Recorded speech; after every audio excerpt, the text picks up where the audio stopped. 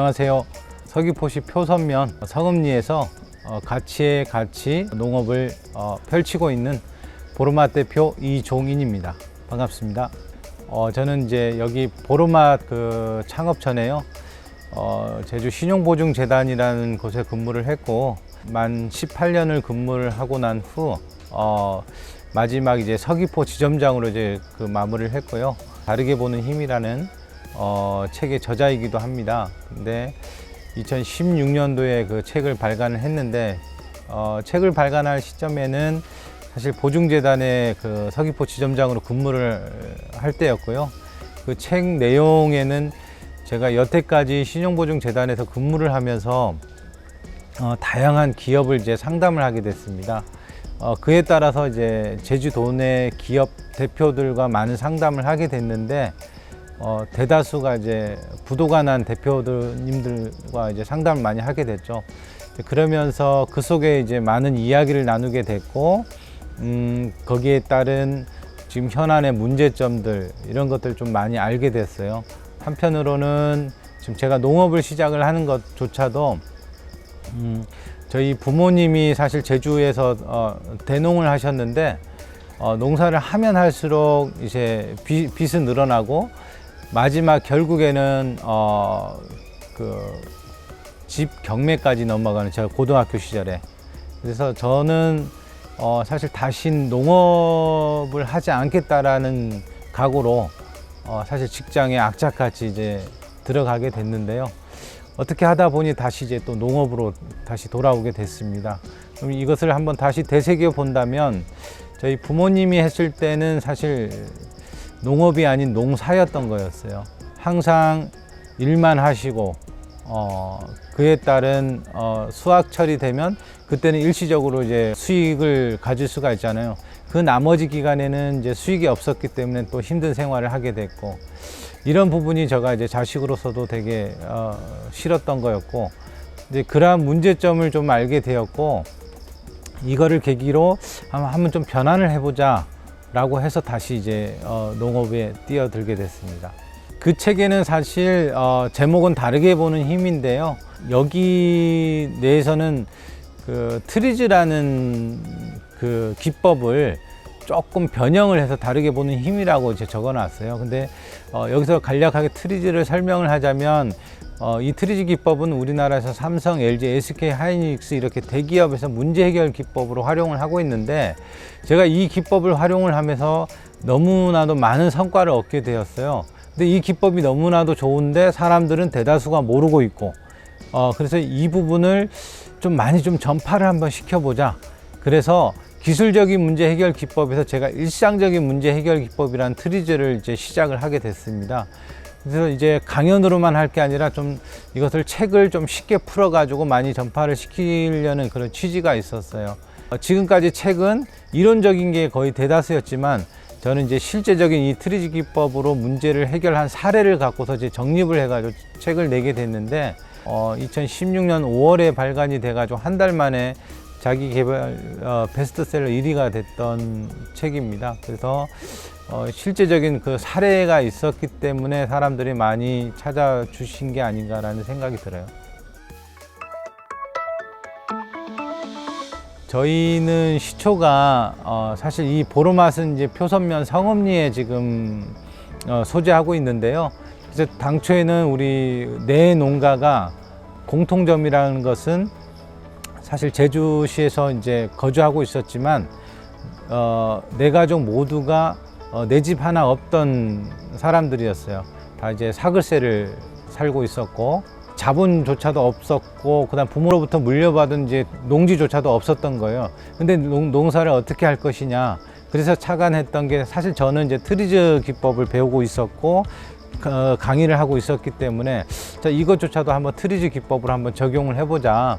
그런 차원에서 이제 우리가 갖고 있는 자본과 갖고 있는 농지가 없는데 그럼 농사를 어떻게 할 것인가, 그의 문제를 이제 다시 이제 풀어서 역으로 이제 그럼 농지를 갖고 있는데 그거를 활용하지 못하는 사람을 찾게 된 거예요. 그래서 제주시에 있는 육지 사람들이 소유하고 있는 그 토지를 이제 찾아내서 이제 협상을 한 거죠. 우리가 관리를 해줄 터이니 이게 무상으로 임대를 해달라. 그런 차원에서 이제 하는 과정에 이제 제주도가 부동산이 이제 급등하게 됐거든요, 가격이. 그래서 이제 원래는 이제 한번 개간을 하게 되면 3년 이상 무상으로 이제 농사를 해야 수지 타산이 맞는데, 이제 부동산이 급등함에 따라 가지고 1년 하고 나가야 되는 그런 신세가 돼버린 거예요. 그럼 저희한테는 사실 문제가 생긴 거잖아요. 근데 이제 문제가 생겨서 그 문제를 해결하지 못하면 이제 위기가 온다고 하는데, 저희 트리지에서는 사실 문제가 생겼을 때 답을 찾는 게 아니라 문제를 의심을 합니다.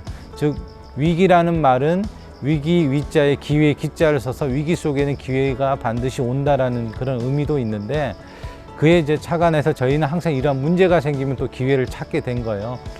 그래서 그러한 문제가 생겼기 때문에 당시에 그러면 제주도에서 가장 외진 곳, 땅값이 가장 싼 곳을 찾게 된 곳이 바로 이곳 성읍이라는 곳이었습니다.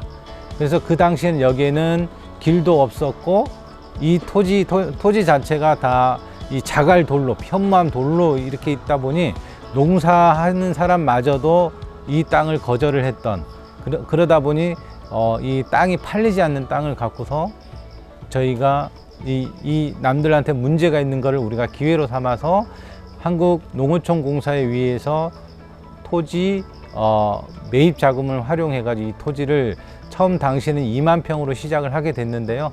이거를 이제 점점 사업을 확대하면서 주변의 토지를 매입을 하게 되었고, 지금 현재는 이제 10만 평이 된 농장이 되었습니다.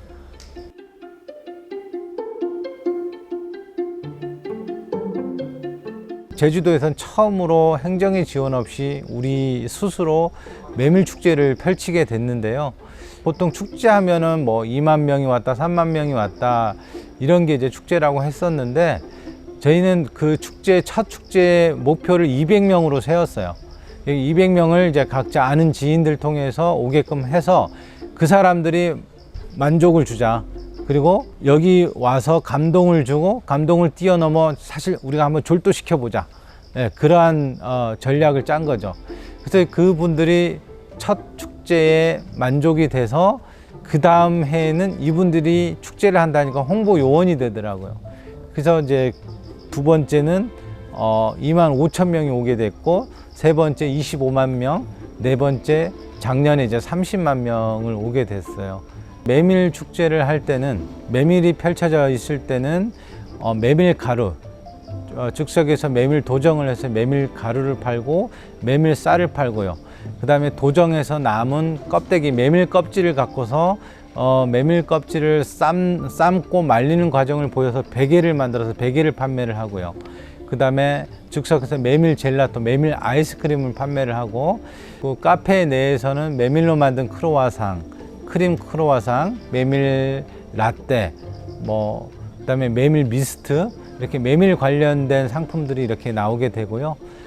라벤더를 할 때는 사실 라벤더 오일을 추출해서 이제 미스트를 판매를 하게 되는데, 오일 추출로는 이제 단가가 너무 세기 때문에 저희는 즉석에서 꽃을 보여주고 꽃다발을 만들어 가지고 즉석에서 이제 판매를 하게 되면 사실 오일 추출 수익보다는 한 10배의 부가가치를 얻을 수가 있어요. 코로나에 따른 영향은 저희가 다른 업체에 비해서 거의 영향은 미미합니다. 왜 그러냐면 사실 우리가 코로나가 이제 지속됨에 따라서 계속 방 안에만 있을 수가 없잖아요. 그러다 보니 이렇게 뻥 뚫려 있는 이러한 곳을 이제 많이 찾기 때문에 그 전과 후는 좀 다를 바는 없고요. 하지만 이제 여기 오면서도 이제 사람과 사람들이 이제 경계하는 부분에 있어서, 그런 부분에 있어서 이제 직원들이 좀 많이 조심스럽죠. 사실 우리가 그 누구도 코로나19라는 게 이런 게 찾아올 걸로는 예상을 못 했잖아요. 그래서 사실 우리가 어려운 농업, 저는 이제 지속적으로 앞으로 그 거대한 건물의 가치보다 이런 자연, 농업의 가치가 더 앞설 것이라고 계속 주장을 했는데, 사실 일반 사람들은 그거에 대한 별 공감을 못 했어요. 근데 이제 코로나로 인해서 베트남 같은 경우는 쌀 수출을 일시적으로 규제를 했었고, 뭐 브라질도 마찬가지고 이런 코로나19에 따른 수출 규제가 전 세계적으로 일어났잖아요. 그래서 이제 농업에 대한 더 큰 소중함을 사람들이 많이 알게 됐고, 그래서 그 이후로부터 보로맛에 대한 관심들이 더 많아졌어요. 그래서 지금 우리 직원들 자체도 이게 사실 농업이라는 게 의구심도 많았고, 이게 될까라는 생각을 하면서 여기까지 해왔는데, 이번 사태로 인해서 많은 희망을 얻게 되었어요. 네. 뭐 보로맛의 미래라고 하면 사실 뭐 농업이라고 볼 수 있는데, 앞으로 우리가 알고 있는 농업이라는 게 사실 씨를 뿌리고 농약을 치고 원물을 생산해서 상인한테 파는 이런 농사의 개념을 보고 있는데요. 저희는 사실 농사의 비중을 50% 미만으로 떨어뜨리고, 그에 따른 나머지 50% 이상을 여기에 종사하는 이러한 사람들이 자기가 좋아하는 문화 컨텐츠를 접목을 시켜서, 사실 이 축제라는 개념이 보로맛에서는 지금까지 다양한 축제를 해왔는데요.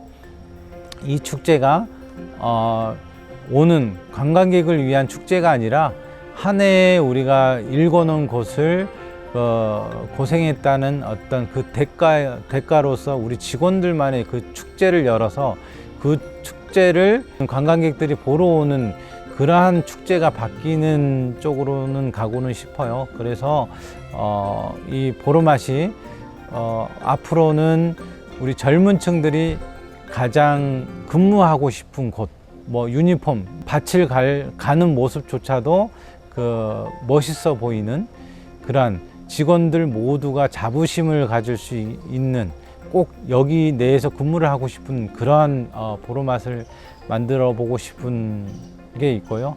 저 개인적으로는 사실 보로맛이라는 명칭 자체가 기존에 있었던 게 아니라 보로밑 제주어로 바람, 왓이 밭이에요. 그래서 처음에 여기에 왔을 때 바람이 너무 셌기 때문에, 자 그러면 우리가 향후에 우리가 지속적으로 여기서 일을 하면서 향후에는 우리가 여기서 한번 집을 짓고 살아보자는 취지로 보로맛이라는 마을 명칭을 과거에 지어놨던 거거든요.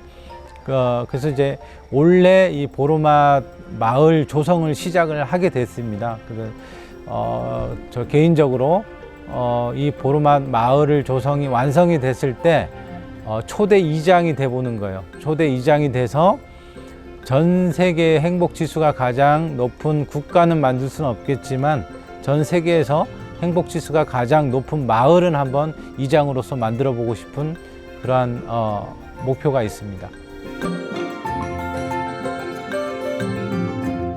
우리 젊은 청년들의 강의를 할 땐 제가 제일 먼저 질문을 하는 게 학생이 갖고 있는 자산이 뭐가 있냐고 물어봐요. 그러면 하는 이야기가, 저는 이제 부모로부터 물려받은 어떤 특별한 재산도 없고 뭐 가진 건 없어요 라는 이야기를 많이 하거든요. 사실 저는 이제 학생들이 갖고 있는 것은 남들이 갖고 있지 않는 젊음과 그 많은 시간이라고 생각합니다. 보로맛조차도 어떤 거대한 자본에 의해서 연간 30만 명이 오는 이러한 농장을 만든 게 아니라, 사실 우리가 젊음이란 패기와 시간이 갖고 있었기 때문에, 그리고 자본으로 우리가 시작을 했다면 결국에는 자본 있는 자한테 먹히지 않았는가라는 생각이 들어요. 그 보로맛 자체도 보면은 벤치마킹을 많이 해서 이와 유사한 농장을 많이 만들고 있는데, 그거는 이제 이 자본으로 의해서 이제 만들어내기 때문에 1년 가지 못하는 경우가 많습니다.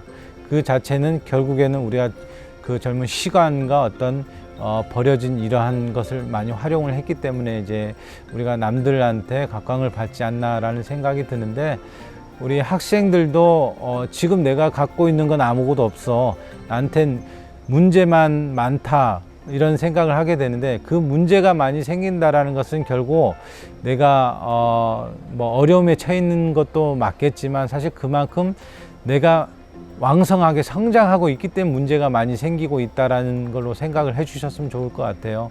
그래서 그렇게 나한테 문제가 많다라는 것은 그에 따른 기회도 계속 따라오고 있기 때문에 우리 학생들은 그 기회를 단순 우리가 조금 준비가 되어 있지 않기 때문에 기회를 잡지 못하는 거지, 조금씩 성숙하게 기회의 준비만 돼 있다면 충분히 많은 기회를 잡을 수 있지 않을까 싶습니다.